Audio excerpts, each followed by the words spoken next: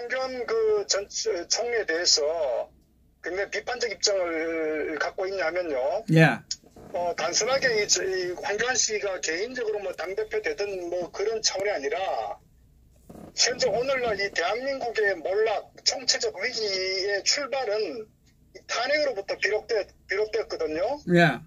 그래서 사실 어떻게 보면은 이 대한민국의 어떤 이 난국 자체가 이 탄핵의 원인이 됐는데 결국 이 탄핵이 예를 들면 뭐 정상적으로 탄핵이 돼가지고 국가가 정상 굴러간다면은 거기에 대한 어떤 그 심각성은 아마 우리가 또 뭐 다른 측면에서 고려할 수 있는데 예.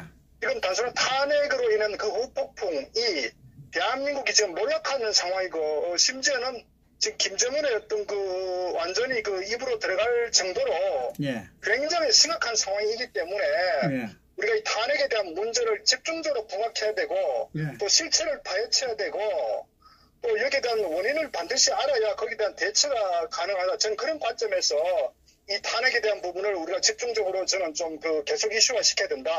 그런데 이 탄핵하면은요, 이 좌파들은 끊임없이 이 우파 정권을 몰락시키기 위해서 수단 방법 가리지 않고 지난 어떤 그 수십 년간 도발을 해왔거든요. 예. 저는 그래서 저들은 원래 어떤 그 정체성과 이 좌파들의 속셈은 결국은 대한민국 몰락에 저는 그 의도가 있다고 보기 때문에 항상 우리가 저 좌파들의 의도를 경계해야 된다. 저는 뭐 그런 거에 대해서는 이론이 없다. 다만 이번 탄핵의 핵심적이었던 결국 이제 스모킹 건 소위 어떤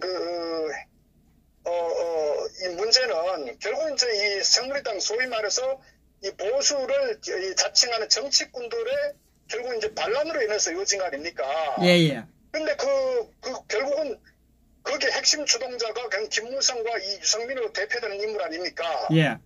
결국 그들이 어떤 이유든 간에 결국은 탄핵을 이루어지게 되면은 나라가 대한민국이 우파가 몰락할 뿐만 아니라 예. 결국은 이 대한민국 이 정권 자체 국민들의 안위까지도 굉장히 그 심대한 타격을 받는다는 것은 저는 정치인이라면은 저는 당연히 특히 이 남북 간의 굉장히 어떤 위기 상황에서 충분히 저는 인식할 수 있었음에도 불구하고 결국은 탄핵을 자체의 정치적 사욕을 위해서 탄핵을 시켰다 이겁니다. 결국 그 결과 탄핵의 후폭풍이 상상을 초월할 정도로 대한민국이 안보, 경제, 외교, 국방 모든 부분들이 지금 굉장히 지금 뭐 위태로운 지경에 있지 않습니까? 예. 자, 그런데 제가 왜 이 황교안 씨가 당대표가 되면은 굉장히 심각하냐 하면요. 예. 결국은 뭐냐면은 최근에 그 황교안 씨의 어떤 그 행보를 보면은 취임 일성에서 결국 당대표 경선 그 입당하는 그 일성에서 결국 이제 그 통합이라는 그 주제를 던졌어요. 예. 그런데 통합 물론 중요하죠. 그러나 통합에 있어서 어떤 명분과 원칙이 있어야 되는데 그 부분에 있어서 반문연대 소위 그 김무성이가 아시다시피 11월 말에 이 김무성하고 또 이 자한당 내에서 뭐 홍문종, 유상현 또 그리고 조갑재, 정규재 그다음 또 그 목사 또 이름 누구죠? 그 전 목사인가 있죠. 결국은 이런 그 사람들이 모여가지고 반문연대란 명분으로 가야 된다는 어떤 정치적인 그 합의 내지는 저들끼리 어떤 그 의견 일치를 보았다는 거죠. 결국은 그 의미는 명분은 그럴듯하지만은 이면에는 저들이 저지른 어떤 탄핵, 그러니까 도저히 용서받지 못할 그 탄핵의 죄에 대해서 원죄를 피해가기 위해서 거기에 대한 정치적 명분으로 반문연대라는 이런 그 정치적 꼼수, 이런 저는 그런 측면에서 결국은 이 김무성의 결국은 정말 어떤 놀이개로 전락한 그런 저는 모임이었다 이렇게 보고요. 예. 자, 그런데 그거에 대해 우리가 이미 실체를 알지 않습니까? 그래 우리가 주장하는 게 뭡니까? 반문연대 절대 안 된다. 반문연대 하기 전에 우리가 선결해야 될 과제가 있다고 우리가 주장한 거 아닙니까? 바로 그것은 탄핵에 대한 이 주동자를 반드시 정치에 퇴출시켜야 된다는, 이게 이제 저는 모든 많은 태극기국 국민들 또는 대한민국당의 어떤 그 주장하는 저는 입장이다 이렇게 이해하고 있고요. 실제 그것이 굉장히 중요하다. 우파가 다 재결집하고 정권을 되찾기 위해서. 예. 자, 그런데 지금 현재 황교안 씨가 뭐냐면요. 김무성과 함께하고 유승민과도 함께하는 그런 그 입장을 갖고 있어요. 아, 그러세요. 지금 반문연대가 워낙 그 여론이 안 좋으니까 쑥 들어갔는데 이제 앞 전면에 세웠구만요. 그러니까 이제 황교안 씨가 정치 전면에 나서기 전에는 예. 경우 자한당 내에서 탄핵 찬성 세력과 반대 세력 간에 이제 갈등이 있는 상태에서 어쨌거나 이게 소위 탄핵 찬성 주동자들이 이제 그 당권을 장악하면서 지금까지 1년 반도 끌고 왔지 않습니까? 6.13 지방선거까지. 예. 그리고 이 상황에서 결국 이제 이 좌파 정권이 대한민국을 굉장히 이제 몰락시키는 과정에서 또 자기들의 어떤 그 정치적, 정당으로서의 어떤 해야 되는 일도 있고 또 자기들의 정치적 어떤 소위 탄핵에 대한 원죄에 대한 부분도 피해가기 위해서 저는 그런 측면에서 어쨌거나 이 반문여들은 이슈를 던졌는데 예. 결국 이제 이 황교안 씨가 결국 정치 전면에 나오면서 결국은 이 논리가 결국 통합이란 과정과 이 반문연대라는 게 맥을 같이 하는 거거든요. 예.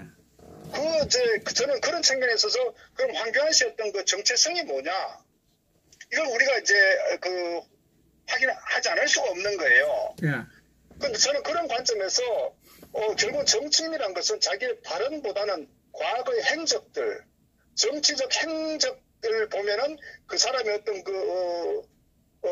어떤 정체성이나 소신과 정치적 어떤 저는 그 가치를 저는 어느 정도 우리가 판단할 수 있다. 이렇게 보거든요. 예. 자, 그런데 많은 최근의 언론들, 어떤 그 종편이든 언론에서 황교안 씨가 하고 결국은 인터뷰를 할 때에 예. 이 탄핵에 대한 문제, 박 대통령 입장 문제 여러 번 질문했는데 굉장히 교묘하게 빠져나갔어요. 소위 말해서 박 대통령을 결국 어떤 이 구속된 상태에서 어떻게 되느냐. 결국은 그 얘기 중에 나중에 여론이 뭔가 좋아지면은 굉장히 정치인으로서 아주 저는 기회주의적 어떤 발언이다. 정치적 소신에 들은 얘기죠. 더더구나 본인이 어떤 법률가로서 우리가 이 탄핵에 대한 과정도 저는 너무나 많은 실체들이 밝혀졌지 않습니까? 예. 소위 탄핵에 대한 이슈에 대한 이 태블릿 PC 어떤 조작권에 대해서도 이미 다 알려진 사실 아닙니까? 예. 그러면 황교안 씨가 모르겠습니까? 그리고 우리가 시간을 거슬러 보면은 본인이 어떤 권한 대행이 있을 때 헌재 소장을 분명히 임명했었어야 되거든요. 정상적으로 이 탄핵을 바로 잡으려고 하는 조금만 어떤 의도나 어떤 양심이 있었다면은 특히 우파 정권의 어떤 이인자로서 특히나 권한 대행으로서 특히 법률가로서 저는 그런 관점에 우리가 의심을 하지 않을 수가 없었던 거죠.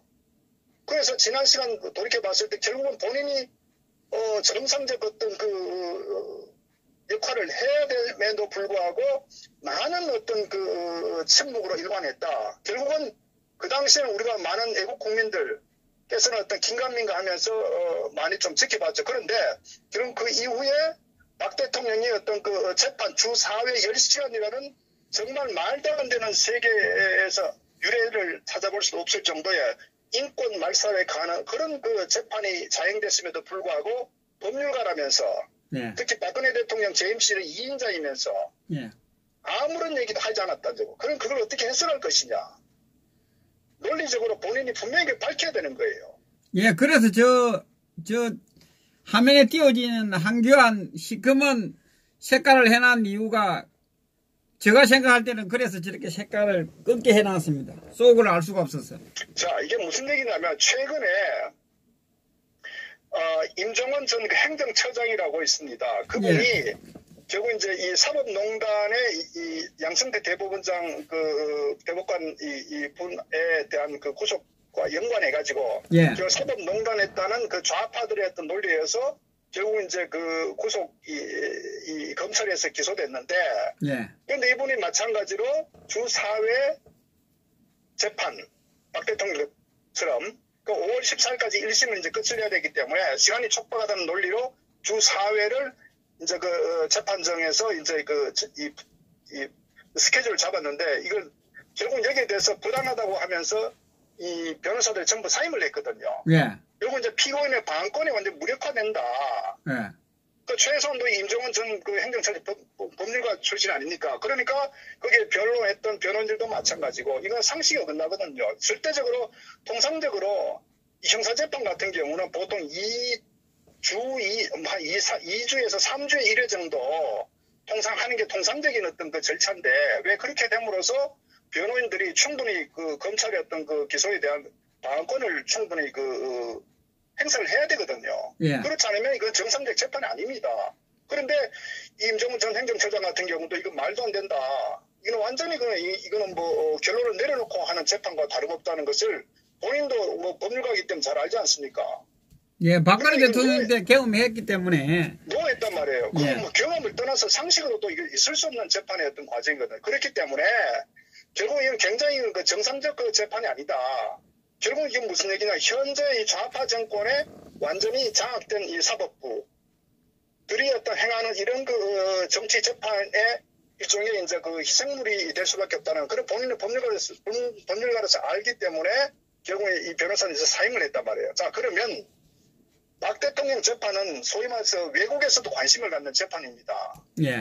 그러면 이 재판에 대한 거는 정상적으로 정말 어떤 그 죄가 있는지 없는지 증거에 의해서 증인에 의해서 철저하게 이 규명이 되는 상태에서 재판이 진행돼야 되지 않습니까? 예. 그런데 주 4회 10시간씩 이루어졌잖아요. 그러면 황교안 씨가 정상적인 법률가라면은 이거는 본인이 총리 권한 대행일 땐 그렇다 치더라고요. 100번 양보해서. 그러면 이 문재인 정권에서 박 대통령 재판 받을 때 여기에 대해서는 분명히 본인이 잘못됐다고 사법적 문제가 있다고 지적을 해야 되는 거예요.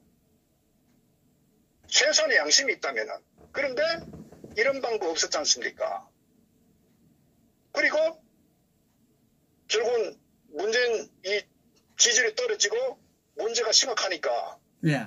그러니까 본인이 결국은 정치적 야심을 드러낸지 자한당 입당을 했지 않습니까? 그러면서 또 한 게 뭐냐? 통합이라는 메시지. 자, 여러분. 김무성과 유승민은 대한민국을 망국으로 이끈 주동자입니다. 그런 김무성과 유승민하고 함께 할 수가 있겠습니까? 김무성과 유승민과 함께 한다면요. 결국은 탄핵의 주동자들과 함께 한다는 것은 결국은 탄핵을 수용한다는 정치적으로도 황교안 씨가 행정부에 있다가 정치인으로 변했으면요. 자기 정치적 가치와 정체성 소신을 갖고 가야 되는데 결국은 유승민과 친한 친구라고 지난번 채널A에서 인터뷰를 하면서 그리고 함께 가야 한다는 식으로 발언을 하고 그리고 이 정부가 통합해야 된다는 그러면서 또 굉장히 최근에 어떤 또 인터뷰였냐면은 1월 30일 연합뉴스와에서 현재 대통령의 권력이 집중되어 있기 때문에 개헌이 필요하다 이런 언급을 했거든요. 예. 저는 그래서 이걸 보면서 어떤 걸 느끼냐면은 황교안 씨는 굉장히 정치 공학적으로 접근하고 있다. 그러니까 자기가 법률가로서 지난 탄핵 과정에 보인 어떤 그런 그 행보들 그리고 어떤 침묵들 정말 어떤 대한민국의 사법농단이 이루어지면도 불구하고 정말 침묵했던 이런 부분으로 자기 입장 견제했을 뿐만 아니라 심지어 보십시오. 이 박근혜 정부 때 장차관하던 100명 이상의 어떤 애국 국민들이 지금 구치소에 지금 감금되어 있다고요. 그런데 자기는 2인자 아닙니까? 2인자. 그러니까 박근혜 정부 때 정말 뭔가 권력의 중심에 섰던 인물 아닙니까? 왜 자신은 거기에 대해서 한마디도 하지 않는 얘기죠. 그러니까 이건 논리적으로 맞지 않는 거예요. 그러니까 저는 결국은 이 황교안 씨는 어떤 그 정치인으로서 가치, 정체성이 보수 우파의 어떤 그 추구하는 이런 그 정도나 정의나 법치나 진실이나 이런 관점에서 접근하지 않고 철저하게 자기 어떤 그 정치적 사역, 정치적 목적을 위해서 결국은 모든 걸 정치 공학적으로 접근한다고 볼 수밖에 없는 거예요. 참, 저도 뭐 볼 때 도대체 자, 그래서 어떤 정체성을 가지고 있는지 저도 모르겠습니다. 그렇기 때문에요. 자, 우리 보십시오. 대한애국당에서 주장하는 게 뭡니까? 항상 많은 애국 국민들이 그 애국 우파를 통합해야 된다는 얘기를 많이 합니다. 그 통합해야죠. 문재인 좌파 궁극적으로 무너뜨리기 위해서는. 그러나 그게 뭐냐면 통합을 하기 싫은 게 아니라 통합하기 위한 전제 조건이 있어야 되는 거예요. 오늘날 대한민국의 이런 몰락된 상황에 결국은 원인 제공한 원죄였던 그 정치 세력들은 반드시 제거를 시켜야 되는 거예요. 우리가 문제가 있으면 문제 원인을 찾아서 제거를 시켜야 그 다음부터 그런 문제가 생기지 않는데 그 문제를 덮고 가자. 그 주동자 김무성과 유승민 이 집단 세력들을 함께한다는 얘기는 함께한다는 건 결국 같은 편이라는 얘기 아닙니까? 바로 그것이 결국 이 사기 탄핵에 대해서 정당성을 정치적으로 황교안 씨가 부여를 한다는 뜻이 된다고 함께한다는 것은 그게 심각하다는 얘기예요. 그럼 무슨 얘기냐? 결국 박 대통령은 정말 죄도 없는데 사기 탄핵에 의해서 정말 구속 기소된 상태에서 33년이라는 말도 안 되는 이런 형을 선고받고 지금 고통 속에 지금 감옥 속에 있는데 이것을 그냥 묻고 넘어가자는 얘기라고요. 제가 주장하는 건 뭐냐면은 이 법이라는 건 만인의 평등한 거 아닙니까? 누구든지 억울한 사람이 있어서는 안 되는 거예요. 그게 정치인이든 개인이든 간에. 그렇다면은 최소한 그 법을 전공한 법률가라면요. 일반인들보다도 더욱더 엄격한 잣대와 판단으로 잘못된 어떤 희생자가 있으면 안 되는 것을 주장해야 되고 더더구나 정치인이라면은 한 사람의 어떤 그 희생당 국민을 위해서라도 자기의 모든 걸 걸고 투쟁을 해야 되는 게 저는 정치인이거든요. 예. 그러면 이 탄핵 정변이라는 사건은 너무나 대한민국 정말 어떤 그 역사에서 정말 씻을 수 없는 그런 그 심각한 문제가 발생됐음에도 불구하고 자기가 침묵을 지키고 지난 과거로 더 이상 얘기하지 마라 묻고 지나가자. 그러면서 황교안 씨가 하는 얘기는 국민들에게 탄핵에 대한 문제를 이 인터뷰를 하면은 송구스럽다는 뜻으로 이게 뭡니까? 이건요 제가 아무리 생각해도 법률가로서 법무장관 출신으로서 대통령 권한대행까지 했던 그런 그 작자의 입에서 나올 수 있는 말이 아니에요. 정치, 큰 정치인 더더구나 지도자라면은 옳고 그름에 의해서 판단해야지 나한테 정치적으로 유리하냐 불리하냐 관점에서 접근하면은 절대 안 돼. 그거는 소인배예요. 그건 기회주의자고 절대적으로 정치에서는 안 됩니다. 그 국민들이 결국은 생명을 담보로 맡길 수가 없는 거예요. 그런 인물들에 대해서. 저는 그런 관점에서 황교안 씨는 굉장히 교묘하게 정치공학적으로 모든 문제를 회피해 나가는 이런 사람이 정치를 한다. 이런 사람이 우파의 지도자가 된다. 이거는 굉장히 위험한 거예요. 저는 황교안 씨의 어떤 실체, 말씀드렸다시피 말보다는 지난 3년간의 행적을 보면은 결국 그 사람이 어떠한 정체성과 가치를 있는지 판단되는 거예요. 그래서 이 황교안 씨에 속으면 안 되는 거예요. 저는 어떤 의미에서 양의 탈을 쓴 늑대에 다름없다. 정말 자기가 정치적 소신과 정말 탄핵의 어떤 부당성에 대해서 입장을 갖고 있다면은 나름대로 통합 필요하다. 그래 원칙이 있어야 된다. 이거 명확하게 하면서 탄핵은 잘못됐다. 이렇게 해야 그 탄핵의 부당성에 대해서 이 좌파 정권하고 싸울 수 있는 동력이 생기는데 결국 탄핵을 수용한다는 얘기는 두고두고 자기 개인적으로도 정치적으로도 좌파에게 덜미가 잡힌 상태에서 항상 자기는 자유로울 수가 없다는 겁니다. 그렇기 때문에 정치 정무적 측면에서도 지금 잘못됐고 원칙에서도 잘못됐고 특히 우파의 어떤 그런 그 지도자로 자격으로서도 굉장히 저는 심각한 결격사항을 가지고 있다. 그렇게 보는 거예요.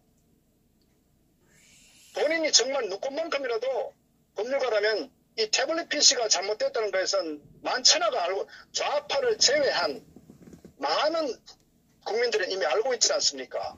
예. 좌파들도 많이 알고 있습니다. 최명선 변호사가 얼마 전에도 이 탄핵 인사이드 아웃이라는 이 책을 통해서 얼마나 이 탄핵 과정의 문제점들에 대해 지적했습니까? 헌법재판소 과정만 해도 그런데 그 이후에 사법부 김세윤 판사가 어떤 그 사법재판 진행 과정에서 더 많은 정말 말도 안 되는 어떤 그 사실들이 밝혀지겠죠. 그러면 본인이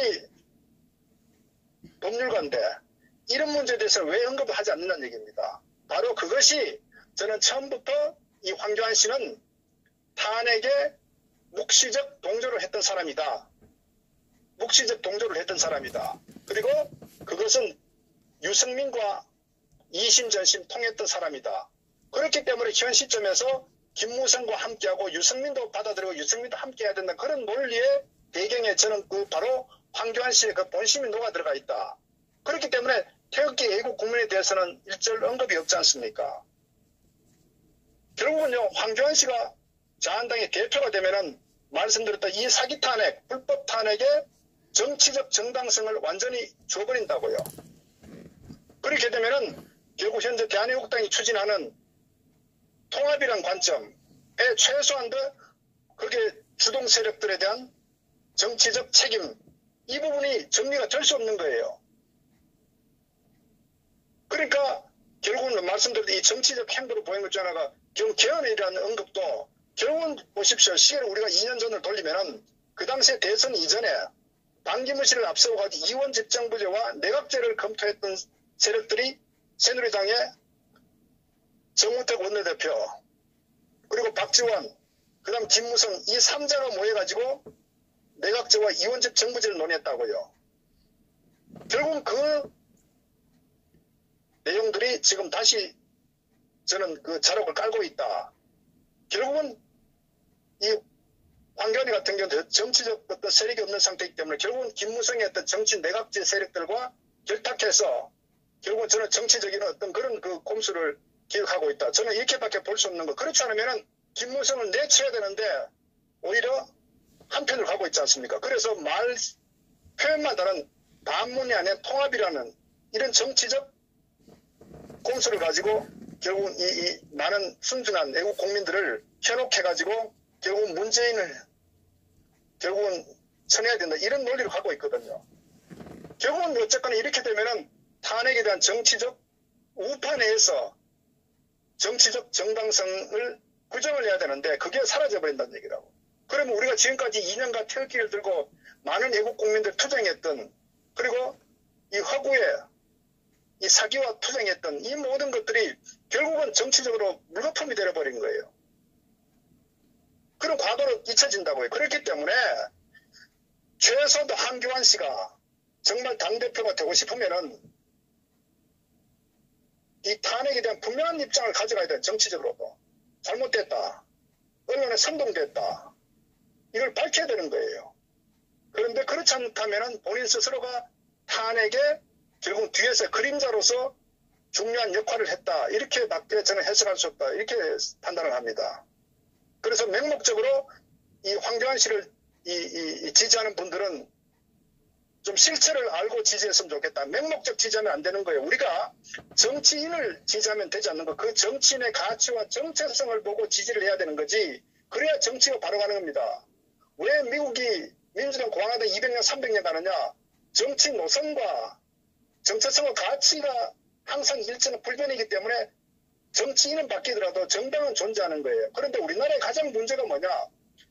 정당의 가치와 정체성은 없는 거예요. 정치인에 따라서 계속 정치인을 지지하기 때문에 그 정당이 사라지면은 개인이 사라지면 정당도 사라지고 이렇게 되기 때문에 대한민국의 정치의 가치, 정체성이 없다는 거예요. 그래서 이번에 황교안 같은 경우도 마찬가지로 황교안을 지지하기 전에 황교안의 가치와 정체성과 정치적 입장 분명히 해라. 이걸 우선 요구를 해야 되는 겁니다. 그 다음에 만약에 이 양반이 탄핵에 대해서 찬성한다. 그러면 탄핵 찬성하는 세력들 지지하면 되는 거예요. 그런데 침묵으로 애매모호한 표현으로 그러면서 실질적인 행보는 탄핵에 찬성하는 그런 스탠스를 취하기 때문에 거기에 많은 국민들이 혼란고 속고 있는 거예요. 저는 그래서 이런 부분에 대해서 황교안 씨에 대해서 맹목적 지지보다는 입장을 밝히라고 요구를 해야 됩니다. 그리고 어쨌거나 황교안 개인에 떠나가지고 이 사기 탄핵, 이 기획 탄핵, 이 정변에 대해서 우리는 반드시 밝혀야 우파가 바로 서고 저는 좌파들과 정말 투쟁해서 대한민국의 좌파를 뿌리 뽑을 수 있는 저는 그런 정치적 원동력이 생긴다. 이것을 꼭 명심했으면 좋겠다. 그걸 제가 주장을 하는 겁니다. 그래서 황교안 씨의 실체를 우리가 정확히 좀 인식해야 된다. 그걸 제가 좀 말씀드리고 싶습니다.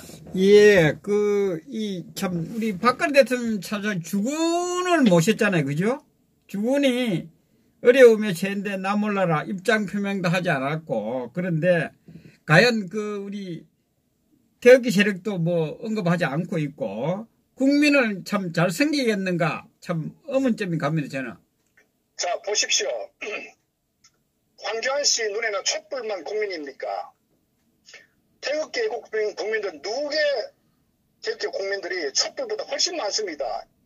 2배 이상, 2천만 명이 넘을 거예요. 2배 이상 되죠, 2배 이상. 예. 그러니까요. 그러니까 또 이 내각의 총괄을 했던 사람이란 무슨 얘기냐면 그 우파 정부의 정체성에 함께하기 때문에 그 사람이 내각에서 일을 하는 거예요. 그러니까 자기가 어떤 부정을 하든 간에 결국 우파 정권 내 그런 박근혜 대통령 체제 하에서 결국은 법무장관과 총리를 했다는 것은 우파 정체성, 소위 말해 박근혜 정부의 정체성과 함께한다는 뜻이라고요. 본인이 싫든 좋든 간에 외부에 봤을 때는 결국은 박근혜 정부의 2인자입니다. 그러면 1인자가 저런 불법 사기 탄핵에 의해서 혼자해서 정말 끌려 내려왔는데 낭자고 정상적인 법률가라면은 정말 피를 토하고 막아야 되는 거예요. 그런데 이 양반은 촛불에 무서워, 촛불에 승복하는, 그렇기 때문에 저 사람은 정직한 법률가가 아니다. 더더구나 남자가 아니다. 저는 그렇게 보는 거예요. 그래서 아주 교활하다는 겁니다. 기회주의자라는 거예요. 아, 그래서 교활이라는 말이 나왔군요. 그래서 저는 항상 제가 좀 말씀드리고 싶은 것은 정치인에게 속지 마라. 저들은 항상 자신들의 이익을 위해서 국민들을 버린다. 표가 필요하면은 수단 방법 가리지 않고 자신들의 정말 간설계까지 빼주지만, 그러나 표를 받은 다음에는 나 몰라라 합니다. 권위에 가득 찬 인간들이 정치인이더라고요. 그래서 속으면 안 돼요. 더더구나 황교안 씨의 어떤 행보를 봤을 때 신뢰할 수 없다. 정치인이라면은 정말 단식을 하더라도 바른 어떤 그 가치를 위해서 자기 목을 내놓고 투쟁을 해야 되는 게 정치인이거든. 근데 황교안 씨는 전혀 그렇지 않다. 그리고 어차피 이 문재인 정권은 오래 가지 못합니다. 황교안 씨가 아니더라도 제대로 된 우파의 가치를 갖고 있는 정치인이 뽑히면요, 저는 누가 되더라도 결국은 앞으로 향후 우파 이 집권을 할 수 있다. 그렇기 때문에 맹목적인 황교안에 매몰돼서는 안 된다. 저는 그걸 좀 꼭 말씀드리고 주장을 합니다. 예, 지금 밖에 나와서 이렇게 들어보면, 이때까지 그 행보를 보면, 탄핵 이후의 행보를 보면, 지금 현재 자한당에 얼마 전에 왔지만, 좌파인지 우파인지 모르겠다. 왜? 입장 표명을 내놨고 있지 않기 때문에. 그런 이야기를 많이 하고 있거든요. 좌파입니까? 우파입니까? 자, 제가 또 하나 왜 우려하고 좀 국민들께서 정확히 인식해야 된다면요. 최근 언론에서 황교안을 많이 띄웁니다. 조중동. 예. 방송이나 신문에서 많이 띄웁니다. 왜? 이 조중동, 이 메이저 언론들, 방송들이 보면 탄핵에 주동한 세력들 아닙니까? 예. 그러면 자기들도 원죄가 있는 거예요. 그러니까 탄핵에 반대한 입장의 정치인들을 띄우면 결국은 자기들하고 방향이 배치되기 때문에 자기들 굉장히 위험해진다고요. 자기 스스로가 결국은 잘못을 인정할 수밖에 없거든. 그러니까 결국은 탄핵에 찬성 내지는 입장을 함께하는 그런 정치 세력을 띄워야 결국 자기 자신들도 같이 살아나는 거예요. 그래서 결국 그거 역설적으로 얘기하면 황교안이가 탄핵에 찬성한 입장을 견제한 건 마찬가지다. 소위 말해서 조중동 메이저 언론들과 방송과 결국은 결을 함께한다. 이렇게 볼 수 있는 거예요. 만약에 황교안 씨가 탄핵의 반대에 대한 분명한 입장, 이 사기 탄핵의 문제점, 이 선동 언론의 문제점을 지적을 한다면 과연 조중동에서 황교안을 지지하겠습니까? 바로 그래서 황교안을 계속 띄운다는 얘기는 저들과 한편이라는 본질적으로 그걸 저는 반증한다 이렇게 보는 거예요. 그래서 저는 태극기 애국 국민들, 저는 또 대한애국당에서 황교안의 실체를 분명히 인식하고 저는 굉장히 비판적 입장 가야 된다. 막말로 결과가 어떻든 간에 황교안에 대한 미래는 버려야 된다. 저는 그렇게 봅니다. 최소한도 본인이 이 탄핵에 대한 입장을 분명히 밝히지 않는다면 저는 분명히 황교안 반대 투쟁을 해야 된다. 이렇게 봅니다. 우선 내부적인 이 선명성 투쟁 후에 그 다음에 저는 이 좌파와 사회야 투쟁의 동력과 어떤 에너지가 결집된다. 이렇게 봅니다. 그래서 저는 어떤 의미에 좀 심한 말로 황교안이는 제2의 김무성 같은 존재일 수도 있다. 저는 그렇게 봅니다. 아, 참. 그리고 뭐 지금 언론들이 여론조사를 지금 믿을 수 있나 이런 또 이야기 많이 나오거든요. 물론 이제 뭐 자한당의 어떤 경선 룰을 보면은 뭐 일반 국민 30% 그다음에 책임당원 70%라고 돼 있는데 결국은 저는 현재 언론에서 네. 두 가지 입장 갖고 있는 것 같아요. 기본적으로 우파적 언론을 표방을 하면서 네. 결국 문재인 좌파 정권의 어떤 이 심각성에 대해서 굉장히 견제를 하고자 하는 마음은 있을 거예요. 이 좌파는 아니니까. 또 한편으로는 뭐냐면 그러나 탄핵으로 인해서 이 대한민국 이런 상황이 발생됐기 때문에 여기에서 탄핵에 결국 찬성한 일종의 탄핵은 과거의 어떤 그 사건으로 몰아갈 수 있는 인물이 가장 적합하겠죠. 그 인물이 누구였습니까? 그것이 저는 바로 황교안이다. 그렇기 때문에 언론들이 결국 황교안을 띄우는 좀 정치적 의도가 거기에 다분히 녹아있다. 이렇게 보면 될 것 같습니다. 아, 다시 우리 그 황교안 씨를 다시 우리가 봐야 되겠습니다. 아, 감사합니다. 네네. 예. 그리고 다시 바로 연결하겠습니다. 예. 물 한잔 하시기 바랍니다. 예.